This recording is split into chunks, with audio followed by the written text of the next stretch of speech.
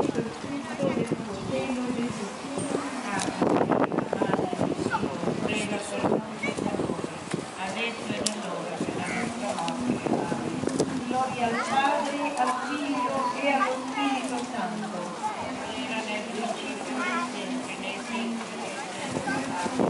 O Gesù mio, perdona le nostre colpe, preservaci dal fuoco dell'inferno, porta in cielo tutte le anime, specialmente le più bisognose della tua misericordia.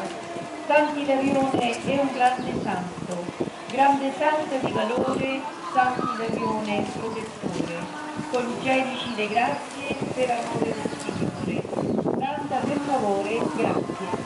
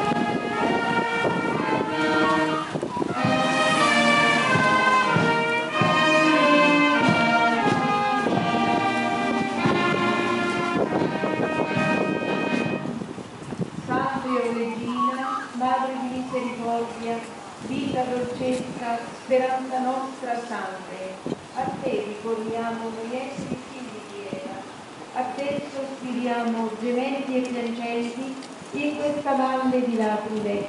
Ortus dunque, avvocata nostra, rivolgi a noi gli occhi tuoi misericordiosi e mostra a noi per figlio Gesù il frutto benedetto del tuo seno. O clemente, o Dia, o dolce Vergine Maria, preghiamo per l'aiuto delle santi innocente e per il Santo Padre. Padre nostro che sei nei cieli, sia santificato il tuo nome, venga il tuo regno, sia fatta la tua volontà, come in cielo così in terra. E oggi il nostro pane quotidiano, come noi pensiamo ai nostri debitori, Ave Maria, piena di grazia, il Signore è con te, tu sei benedetta fra le donne e benedetto il frutto del tuo seno, Gesù. Santa Maria, Madre di Dio,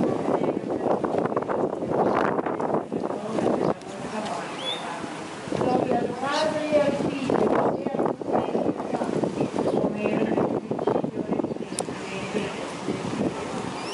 Sant'Ilarione è un grande santo di valore, Sant'Ilarione protettore, le mani con le grazie ai piedi nostri, concedici le grazie